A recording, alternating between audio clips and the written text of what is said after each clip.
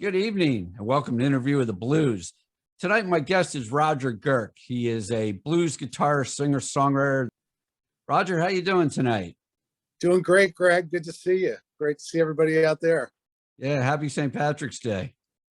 Oh, yeah. Well, we're going to celebrate somehow. There you go. In this COVID state, right? I know. Next year will probably be a different thing. We'll be lining the streets. Yes. So, yeah. So let me ask you, when did you start playing guitar? Well, I started probably around 1965 or 6. And, like everybody else, I was influenced by all the older kids in the neighborhood who were playing like the Animals and the Stones, and they had like carport and sort of a garage bands and porch bands, and they would all play that kind of music. And as a little young pup, I had some guys in the neighborhood that were 2 and 3 years older than me that kind of mentored me, and the rest is history. Once I got a feel for it, I was like, there's no turning back. Okay. Now, I understand in your early career, you played in a few pretty well-known rock bands in Pennsylvania and New Jersey. Yeah, well, I'm originally from Bethlehem, PA. Got my start playing up in that area in the Lehigh Valley, playing live in the 70s. And then I joined Slim Pickens, which was later shortened to Pickens, which was on Capitol. They were on Capitol Areola Records, and they were just an unbelievably cool band, kind of like a Little Feat kind of band for that era. And it was just a really cool baptism by fire. But I had played with some other really great players in that region, and then eventually migrated towards Philly, which eventually caught me up with Robert Hazard. And I played with Robert Hazard, who was noted for writing Girls Just Want to Have Fun, but he also had his own career and also did blues, by the way. Robert was a very enigmatic guy and fantastic performer and writer. And we used to do Robert Johnson in his show, if you can believe that. So that was cool. I got to play with the Sharks after that. They were on Elektra Records, and toured all over with them for many years. And they were more of a U2 kind of band. But again, we did, in our encore set, we also did some blues like Brand New Cadillac. And so I always had my foot where my heart was. And at that time in the late 80s, I really started to realize that the blues was rhythm and blues, and blues rock was really what I was more inclined to do moving forward. And so I did my last rock gig I did was with a guy named Richard Bush from Philadelphia. Oh, sure. Who was the leader of the A's, and we had a band called the Candles, and fantastic band, and we did that for a little under 2 years. And so at the conclusion of that, that's like 30 years ago, I really decided that I was and I had really a good run playing all that music. I've made good money, played about 250 dates a year for about 15 years. But I was really getting more interested in getting back to my blues and rock blues and R&B roots, at least the roots that I thought I had. So, Well, speaking of Robert Hazard, yeah, a mutual friend of ours and a former bandmate of yours during the Robert Hazard and the Heroes days asked me to say hello. Who's Tommy that? Geddes. Oh, love Tommy. Yeah. Tommy was there when I came down to audition for Robert. He was at the audition, and we played together for a good chunk of time until the band went into 4.25 or whatever. You know how bands go. So yeah, Tommy's fantastic. Great drummer and percussionist with a great history of his own. So yes, yeah. So, and I think we probably have similar parallel things where we played rock and alternative rock, and today both of us are probably more involved with roots music than anything else for a long time. So oh yeah, well, he plays like with Dan May and Craig Oh, yeah. Bickford and Tom Hampton. Yeah, really cool people. Yeah. Yeah. So what other notable artists have you played with? I understand that you've played with a few people. Well, I played in New York. I played with a guy named Andrew Hugger. That was in the 70s. And that was just a wild time. He was like a really, after a while, really noted New York singer. He was trying to get a deal, and we played crazy shows at Max's Kansas City and CBGB and Copperfields and many others. And a lot of stories to go along with it. But that, God, I played with Donnie Kisselbach and Tom Nicholson in a band in the 70s. Both Donnie went on to play with Rick Derringer and the Turtles and many others. Actually connected me with Rick Derringer, and I befriended Rick and hung out with him for a couple years. And Rick eventually got me an audition with Foghat at one point. That was pretty cool. Oh, wow. And yeah, I don't think I was prepared for it as much as I would be now. So that, you know, the rest of the story. So, Right. and So, so, yeah, you know, yeah. when did you finally decide that? Because it seems like you always into the blues, but when did you make that decision that go strictly to blues? Like that was, you're going to take Well, your it was passion and it just was run kind with of it. a gradual, it was a gradual transition from rock, because you know, when you're a rock player, you kind of have everything's in that, and a guitarist, everything is in that kind of um, setting. So your whole voicing and your approach and your staging and everything is a whole different kind of thing. So I actually, right around 1990, I was going through some personal transitions, and I decided that I was going to transition away from that.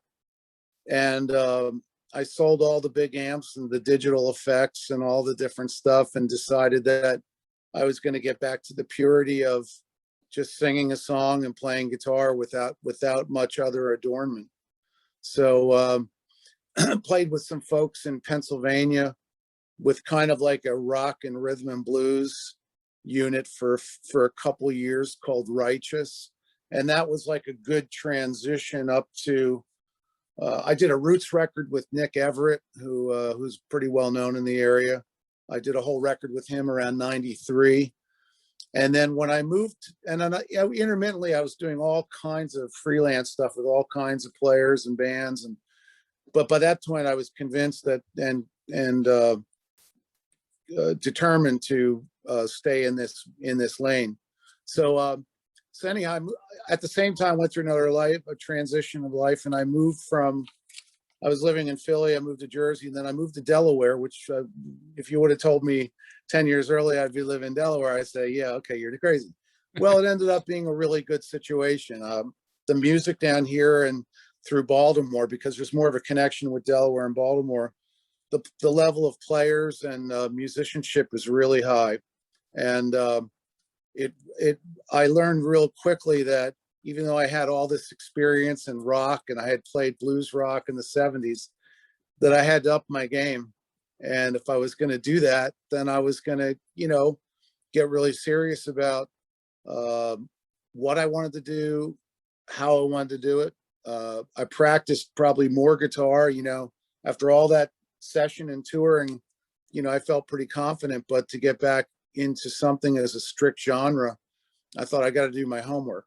And so, you know, I'd done my homework when I was a young guy and all the old blues that I liked, like, you know, T-Bone Walker and Pee Wee Crayton and all the guys that I liked back then, like Johnny Winter, all the rock guys and all that. But, you know, by the time I got kind of back into this in the early 90s, there was a whole different vocabulary. You had the vintage guys there, and then you had new people on the scene who were doing sort of a retro version of that. And then you had all different variations like rock blues and blues rock. And I also immersed myself in a lot of New Orleans music. I started playing with a guy here in Delaware, Mark Keneally with Rocket 88, and played with him for a few years. And a lot of the guys in that band knew a lot of New Orleans music. So I really immersed myself and traveled to New Orleans and played in New Orleans.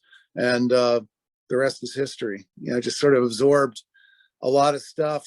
So yeah, I've had a couple different stages of my career, I guess you could say. I could say the 70s, really everybody in the 70s played some form of blues rock or British invasion blues rock or something like that, because we were all too young to really say that, yeah, I grew up listening to Muddy Waters, because, I listened to BB King and all that, but I think I was a little too young to grasp onto the first wave of any real blues, old blues. So all that has been stuff that I've listened to since. Okay.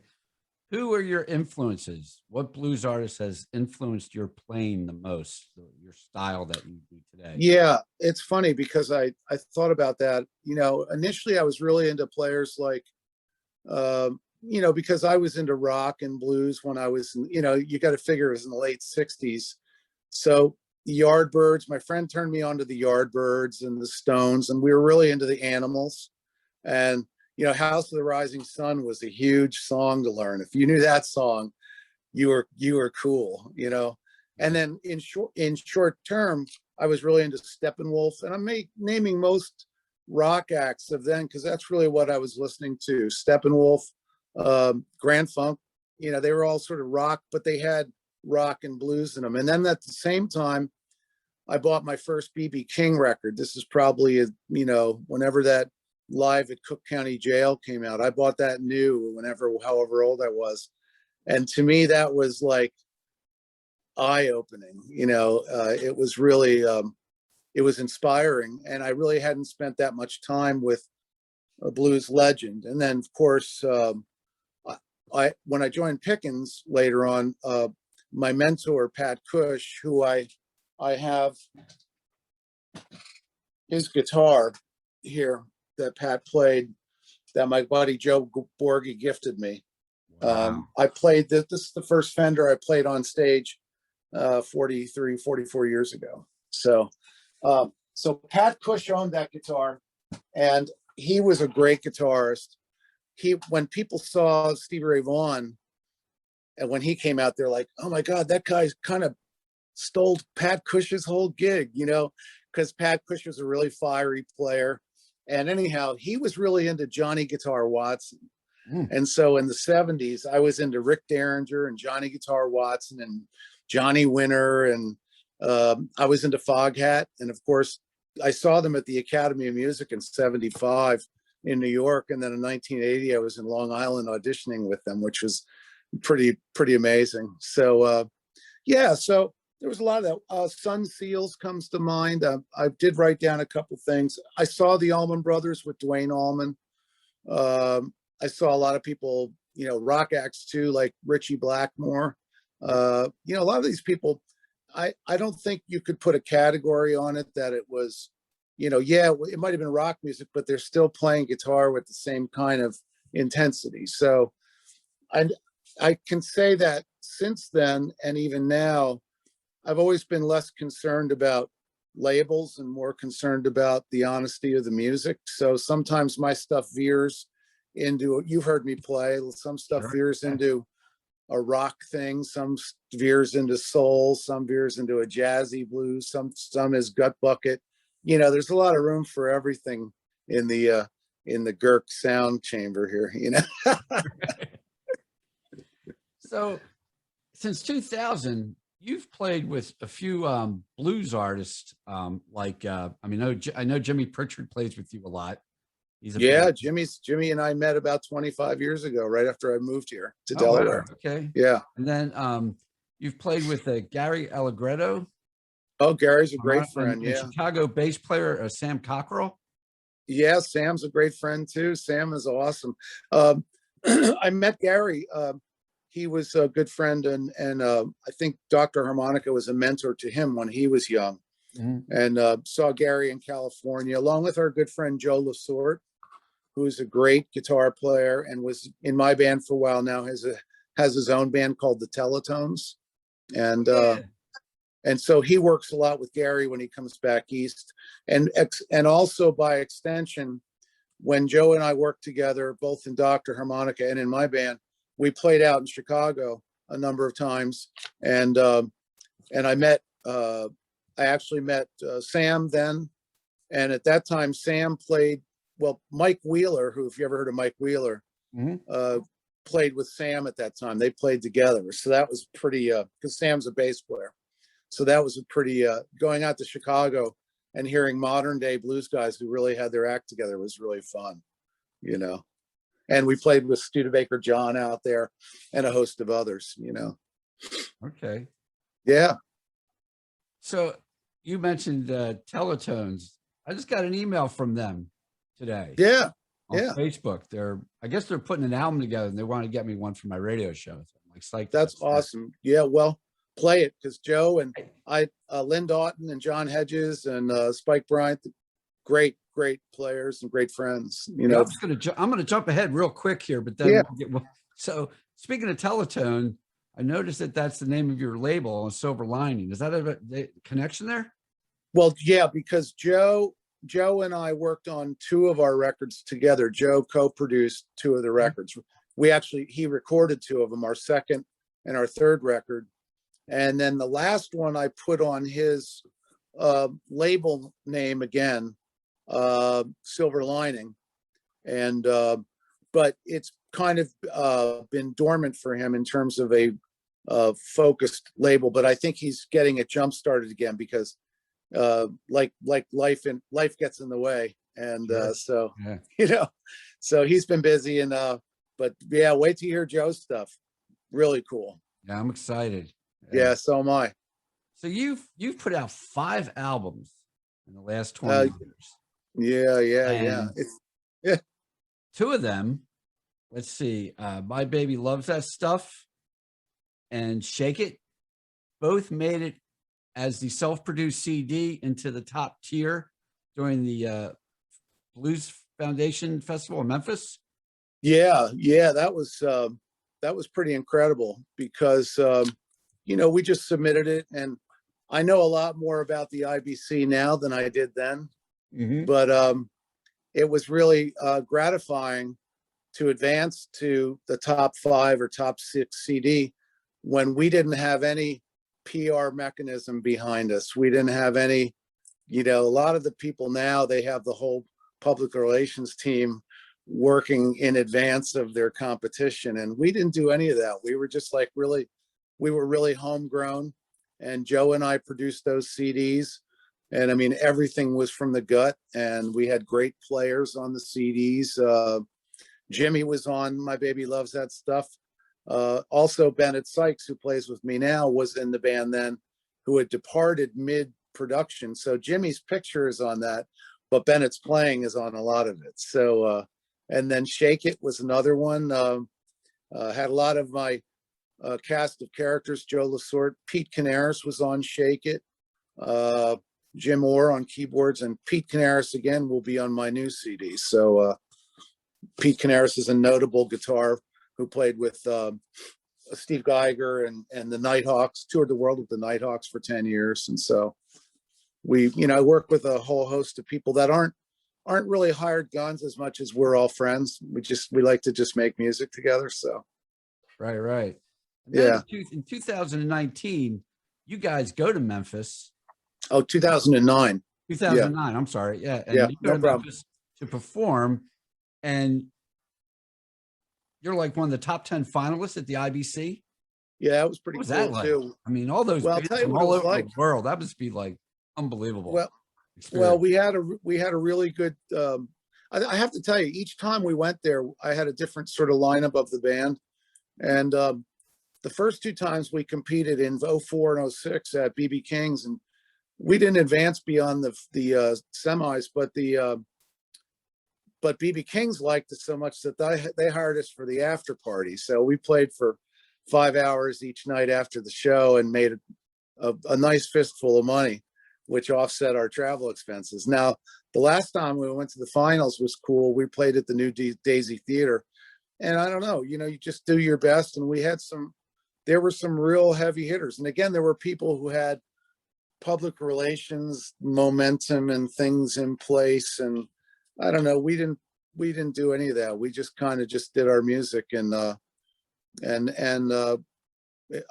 were at the Rum Boogie hanging out. I was jamming. Bob Margone let me play his guitar to sit in and jam. He was very kind. And they announced over the loudspeaker the 10 finalists. And like, holy shit. All right, here we go. You know, and now we didn't advance beyond, we played at the Orpheum, and JP Soares, the great JP Soares, won that event.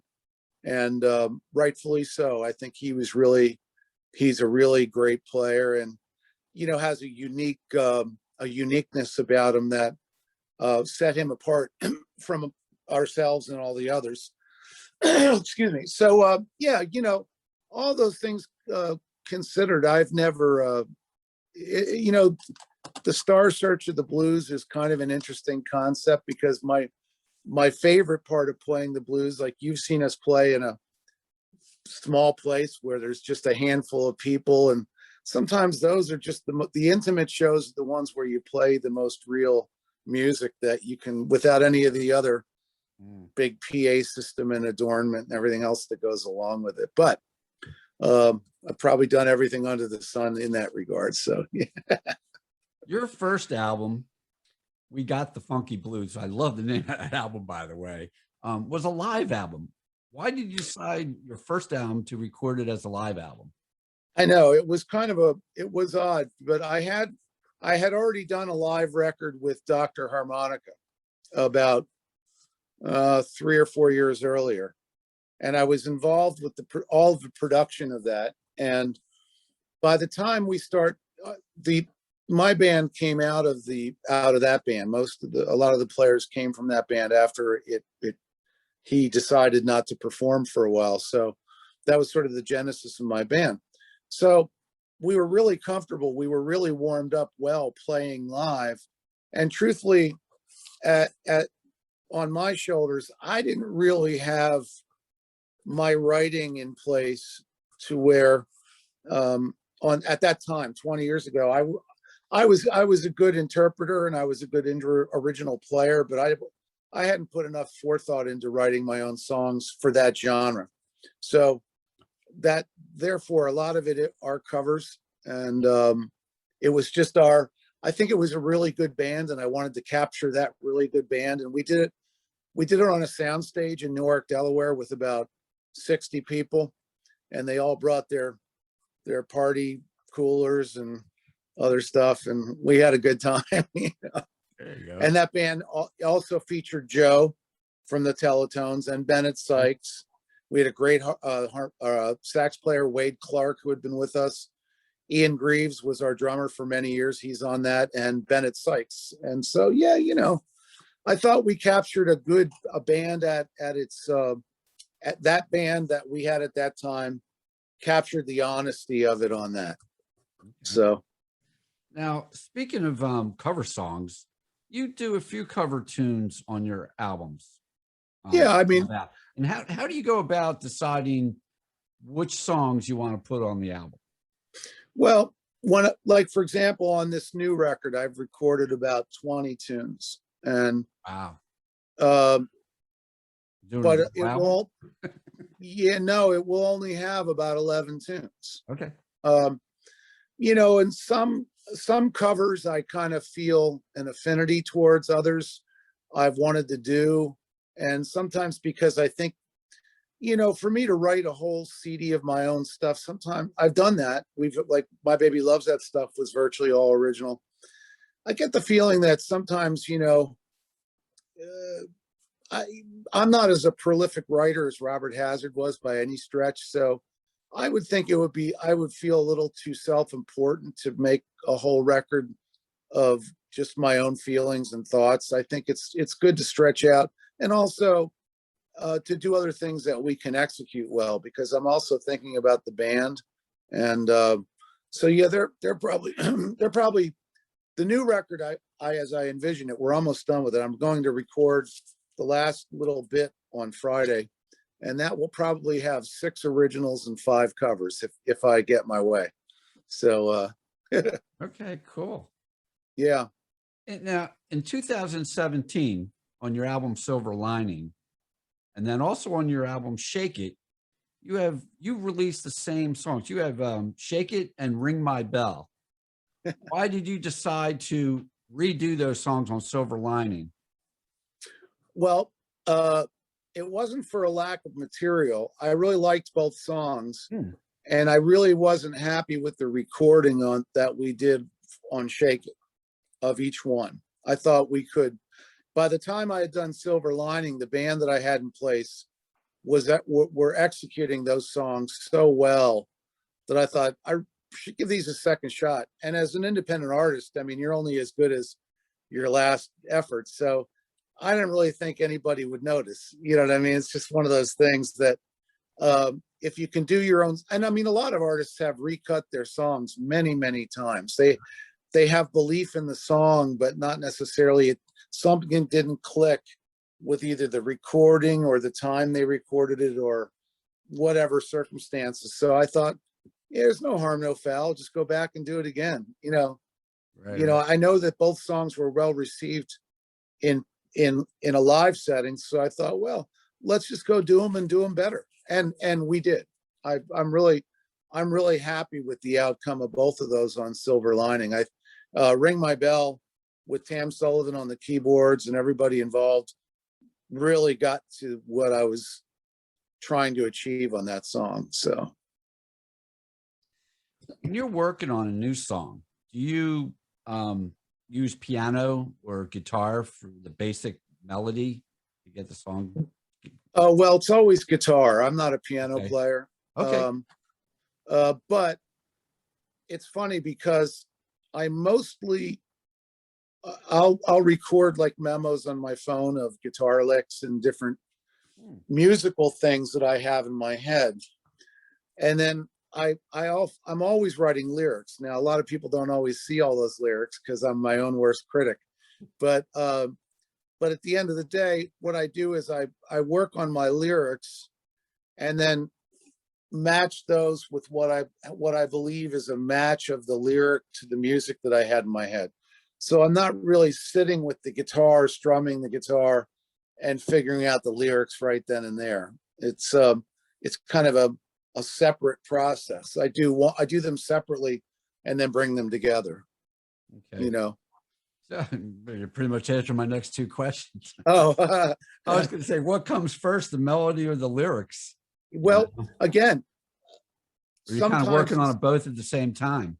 yeah, and sometimes I have scraps. Well, I have a lot of lyrics that I type out in my computer. I'm constantly writing lyrics. And after I look at them for a while, I'm kind of like, nah, we'll put that one on ice. And a concept that I've had recently about writing lyrics is writing lyrics that are much more simplistic. A lot of times people want to be, and I love Bob Dylan, but I could never write like Bob Dylan because I'd never remember my lyrics. So, so, I try to keep it simple and something that when people hear it, they can relate to. And on this CD, I did some really nice Jimmy Reed and some like kind of Sun Seal stuff. I had Mikey Jr. playing with me on that, and Pete Canaris and Clark Matthews, and you know, it's really I think you'll like it, but I'll let you be the judge when you hear it. So you know. Once you have the lyrics and the melody to a song, what's the next step? Do you send stuff out to the band members and then let them put their own spin on their parts, or do you get together with them? How's that all Well, come about before you well, get to the studio? pre-COVID, I have to say that for the last year, all those mechanisms have kind of now I've been doing some remote work during COVID with some other musicians, not in my band. I did some vocal recording for the K Jam band, and so and I think mostly what I would do was what I would give people a quick memo rundown. I don't do demos at home. Like I don't record at home on home recording stuff because I get too caught up in that in the technology to just stay close to the music. So I'll show people the framework of it. Like for this CD, I rehearsed, I should say, with a lot of the core musicians down in Baltimore, and we rehearsed for a couple days. And so when we went into the studio, we were prepared. with those songs. And so that's pretty much how it goes. You know what I mean? Now, we have the advantage with some of the ones that might be a cover that we have played it before. So we've already hit the ground running with that song, maybe. So, you know. Okay. The core instrumentation of your band is guitar, bass, and drums usually? Yeah, I mean, you know, that's what we can play any gig with Mhm. as a trio, because I'm comfortable playing both rhythm and lead and singing at the same time. Right, right. You know, our larger band, which we played a lot with, when there were more larger band gigs to play, uh, would be with the addition of Tam Sullivan on keyboards and Dan Goodwine on saxophone. So, and then we will play gigs maybe where there was Dan and not Tam, because Tam lives in DC, and we have to, like, if we do a concert gig, then we'll get everybody on board. But if I'm playing like a small bar, it doesn't make sense to have Tam drive up 3 hours from DC, Right. you know, to do that. So I guess you could say we're scalable in that we're able to do whatever kind of gigs we need. And I don't do a trio just because of money all the time or economy. I do it. I really enjoy playing with just a trio. There's an air about it that I really enjoy. So, you know. Yeah, well, I've seen you with horn.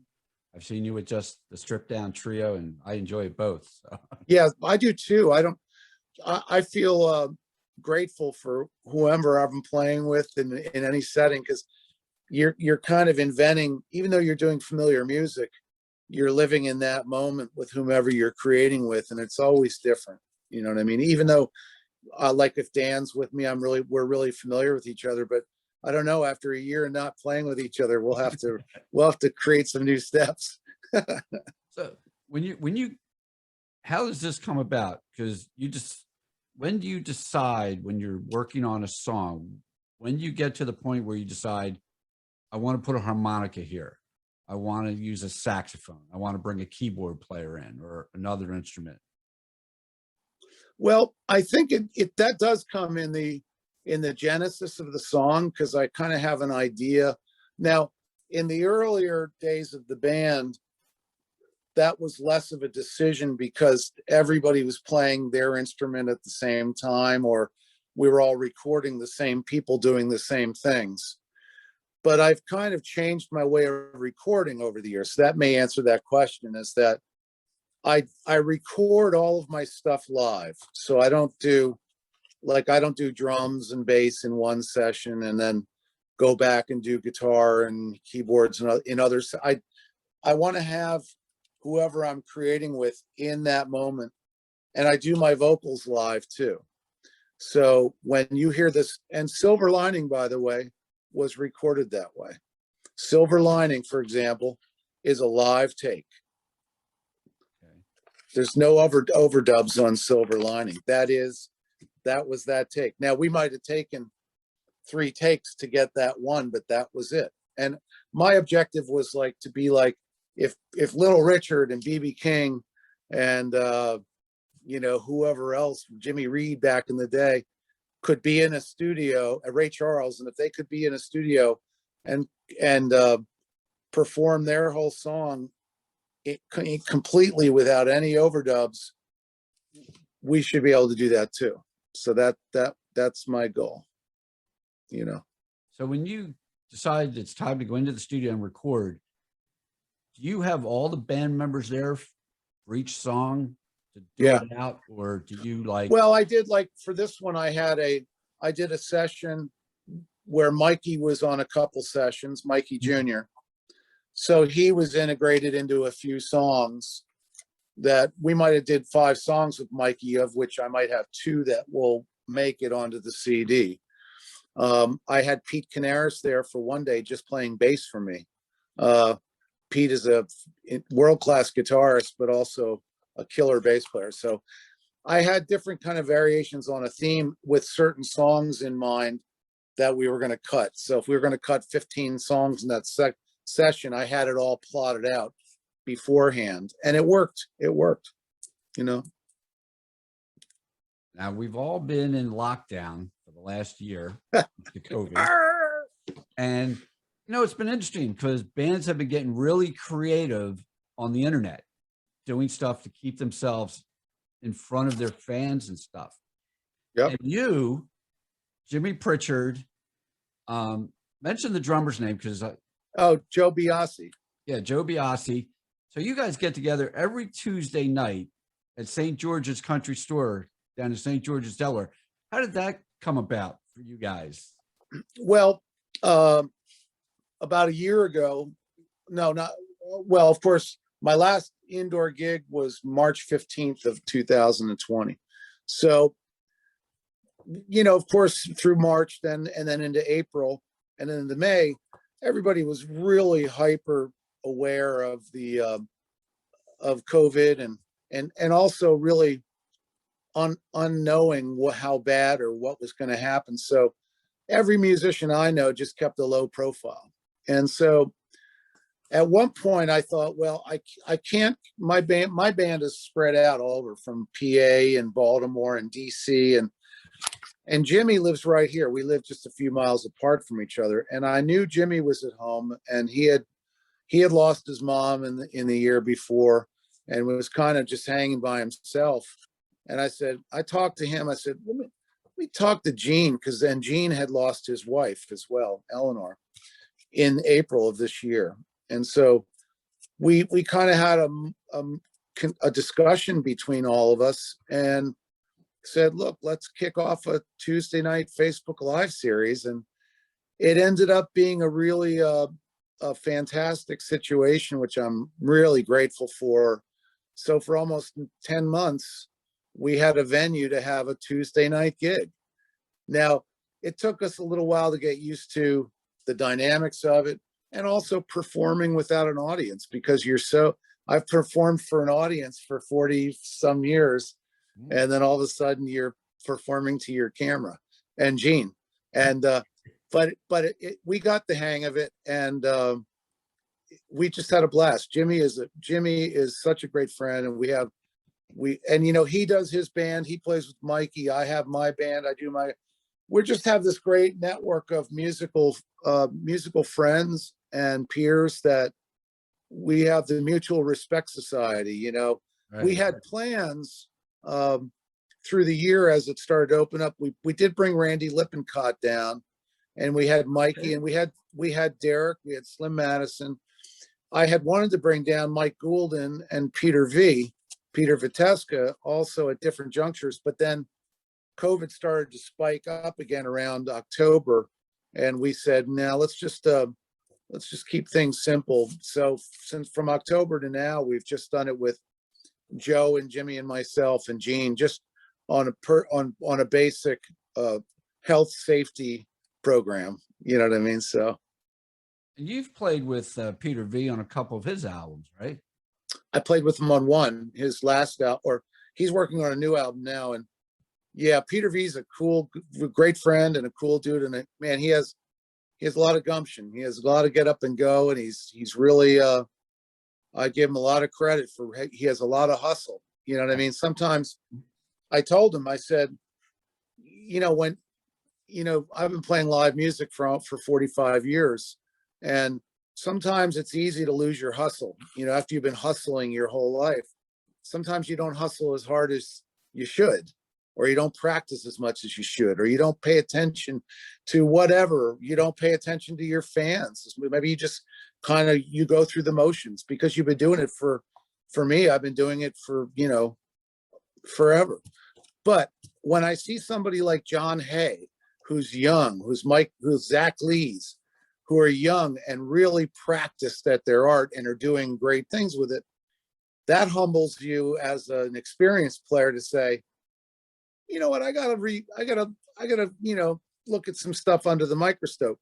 When Peter V comes along and says he's got his whole mechanism in place of he got great promotion, he knew what to do, he had some songs, he brought great musicians together with a great arm and camaraderie. I have great respect for that. And so I'm taking cues from Peter as well. You can teach an old dog new tricks, and I'm here to tell you that. So I pay attention to what everybody's up to, and I have a great respect for so many musicians, young, old, in different genres than I'm in. It's just, I'm inspired by anybody who's just doing something positive, and not just going through the motions. Right, right. So besides doing the live stream every Tuesday at St. George's Country Store in Delaware, what else have you been up to during the pandemic? I've been going to the park with my wife every like 2 days. So I could tell you about the whole Newcastle County, Delaware park system in detail. So, and, uh, and that's been great. And in addition, as we've talked before, I have been creating some, they're not, they're not so unique, but they're unique for me, that I've been creating some custom made, familiar guitars, but using really high quality parts. This is a one piece ash body, very light Telecaster style guitar, but if you'll notice, it doesn't have that. So that's been a recent change, is that I've started with my Rogers custom guitar brand. And so more to come on that. The good news is I had quite a few that I made over 6 months, and I sold them all, to some really well-known local players, and they haven't returned them. So I think I'm doing okay. I only had one repair I had to make. So, Okay. and that comes Tell us with the who game. some of the artists are that have bought your guitars. Well, you might have heard of Mike Goulden. You might have heard of the Sure. Slidewinder band. You might have heard of some Paul here Leonard? in, yep, Paul and Paul Leonard, and I'm doing actually another repair job for Paul. And then here in Delaware, great singer songwriter Jimmy McFadden has a Strat style guitar that I made, and they're not run of the mill. I try to find like really high quality components that are on par with what you would have to pay Fender $3,000 for the same type of guitar.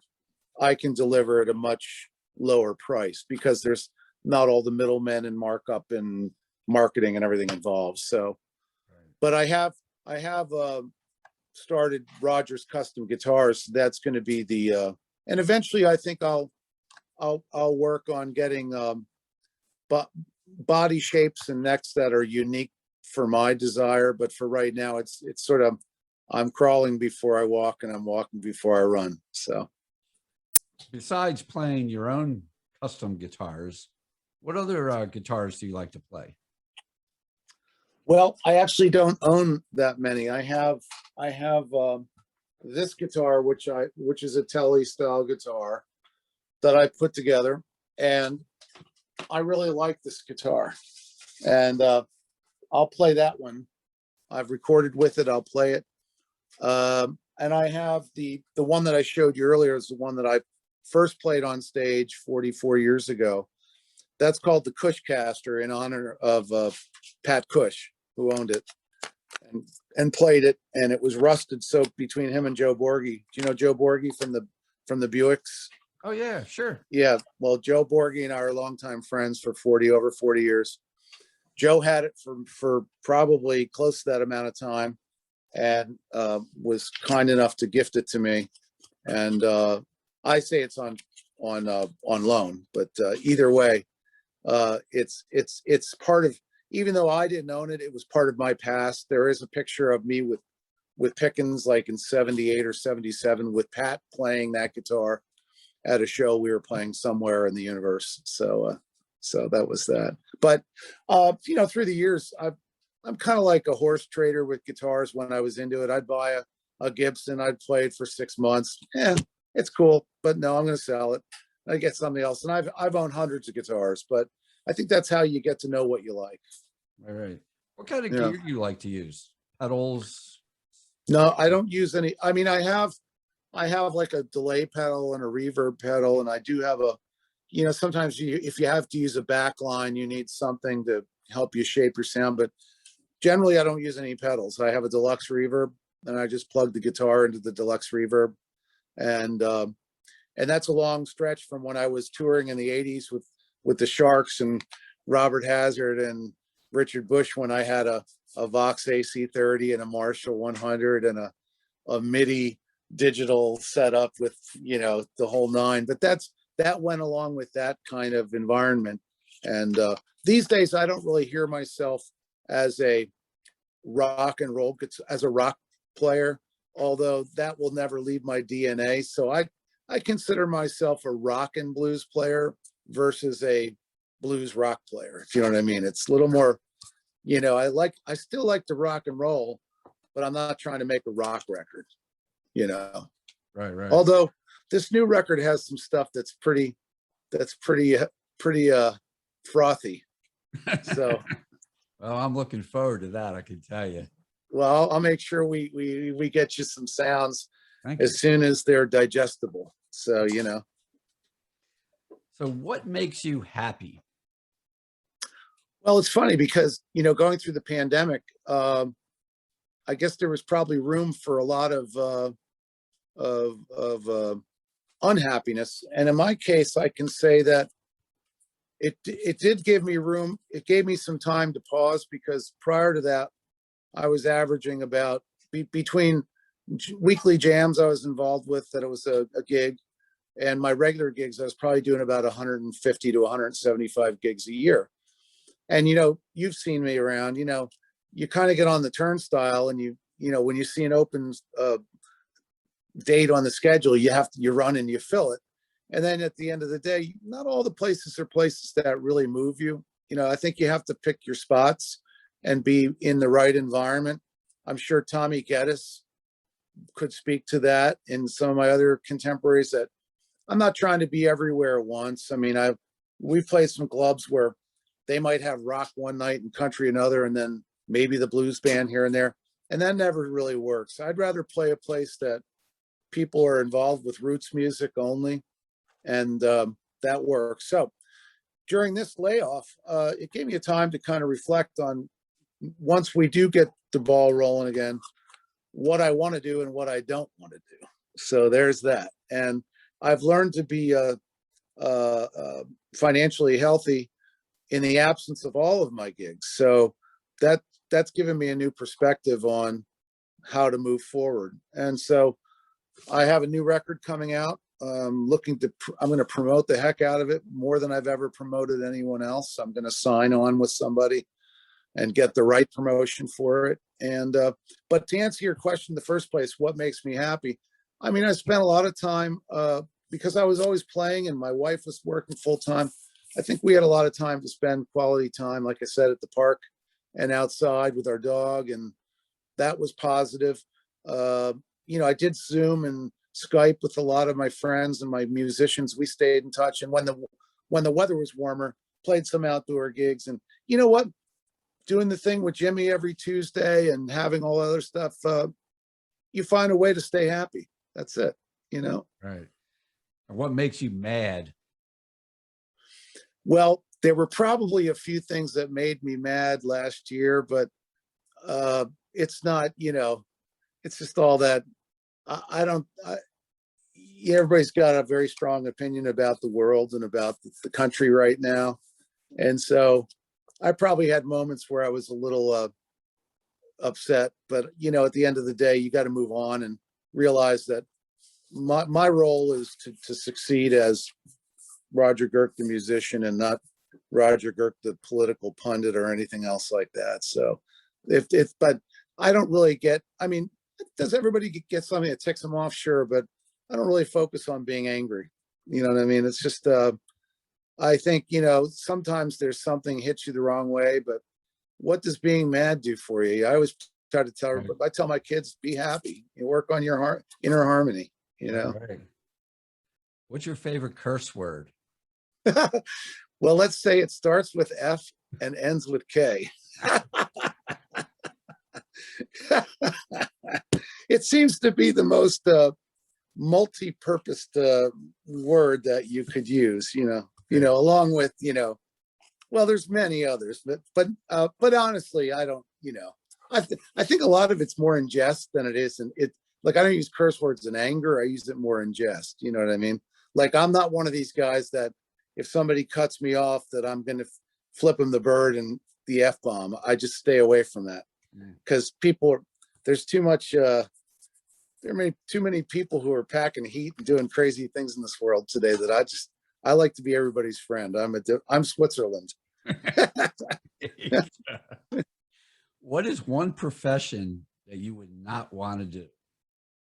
Oh gosh, that's interesting. Well, I can tell you, I've swept airports, I've made cheesesteaks, uh, I've done all kinds of jobs that probably nobody would want to do. I sold advertising. That's one job I'd never want to do again. Although I didn't mind interacting with people. But I mean, I think probably any job's good if as long as you're enjoying what you're doing and you're with people. I mean, look at the garbage men. Whenever I see my garbage men, they're always in good spirits and say hi to me. So I think it's just a matter of perspective that everybody has a different, some people look down their nose at musicians like, oh, those guys, but you have to make yourself happy in your own world.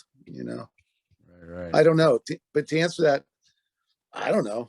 I don't know. I guess I wouldn't want to have to clean horse stalls and all that kind of stuff. You know what I mean? Right. Or bedpans, or yeah. When you're on tour, what's one of your favorite things that you like to do on your downtime? Well, we haven't done so much touring in many years as we do hit and run things, like where we play probably, in a month we might do a dozen local club gigs between Pennsylvania and Maryland and DC. And then in the warmer months, there's a lot of festivals and stuff. So you kind of drive to wherever you're going and get back to wherever you're going. Sometimes you pin that together with other gigs. But from my days when I did tour, I like to get out. I like to go to, because I'm a guitarist, so I like to find whatever the pawn shop was, wherever it was. I like to go out and find something good to eat. Like, I think it's just regular human nature. Find a good bookstore, when I used to read. And, it's, there's a lot of different things you can do in your time. I'm definitely not, I love the Phillies.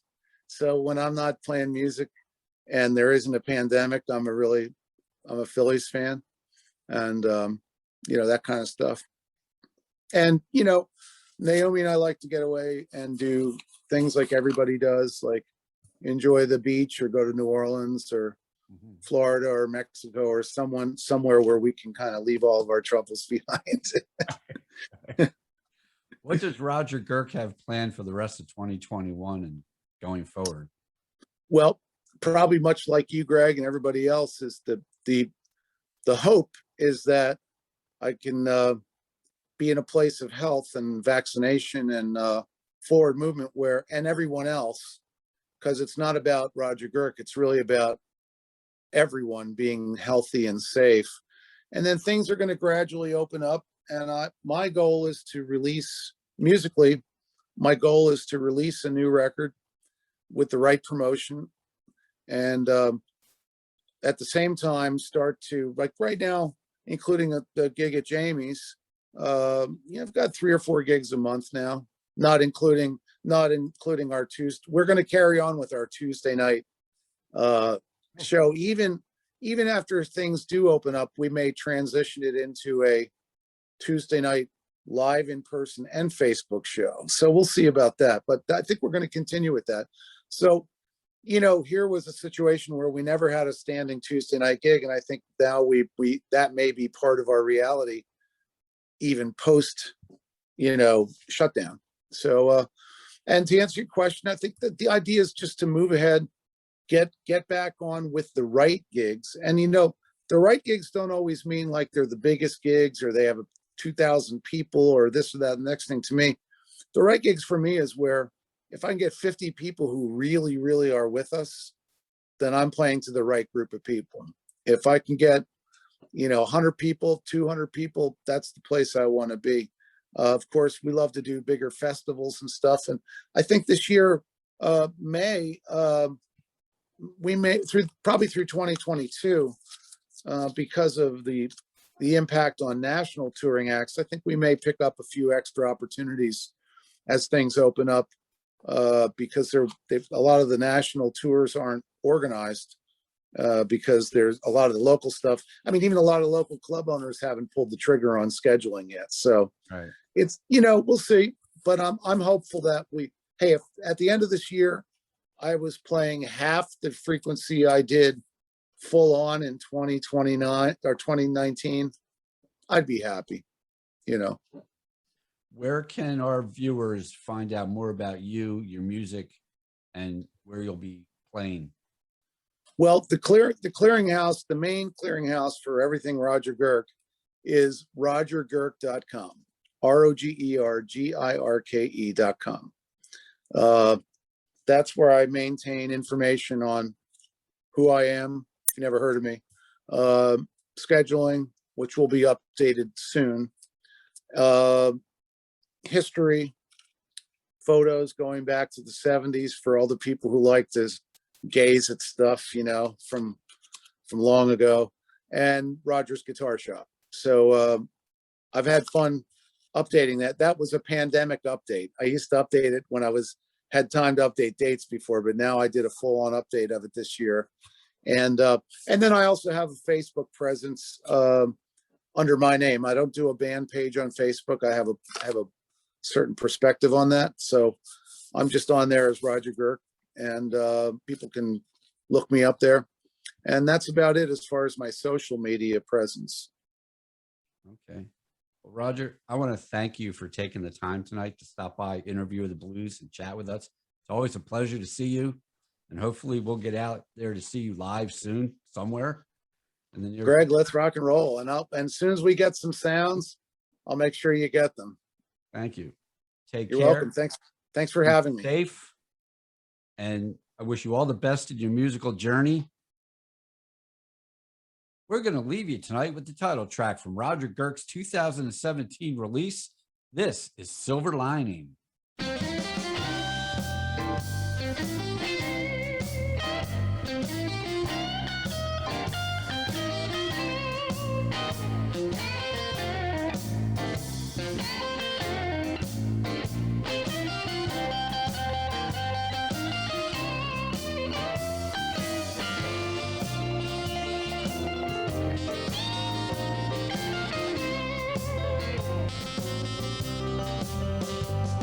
They say there's a silver lining in every dark cloud. They say there's a silver lining, yeah, now in every dark cloud. Well, I'm a hoping and a waiting for my silver lining come around. I said you can bet on the horses, oh, at the casino too. I said you can bet on the horses, oh, now at the casino too. 'Cause I'm a hoping and a praying for my silver line to come on through. I'm waiting on my silver lining, waiting on my silver lining. I said I'm waiting on my silver lining. I said I'm waiting on my silver lining. I'm waiting and hoping for my silver line to come around.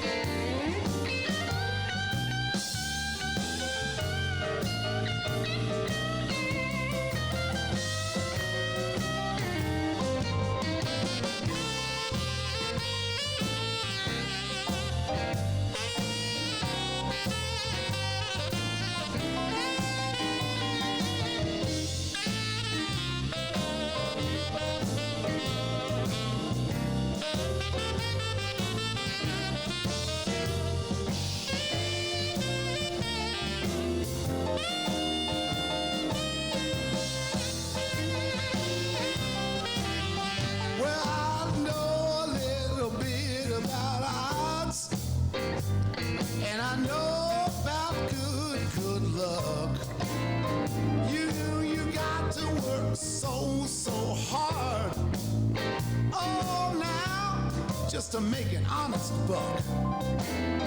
Yeah, I'm waiting and hoping for my silver lining come through.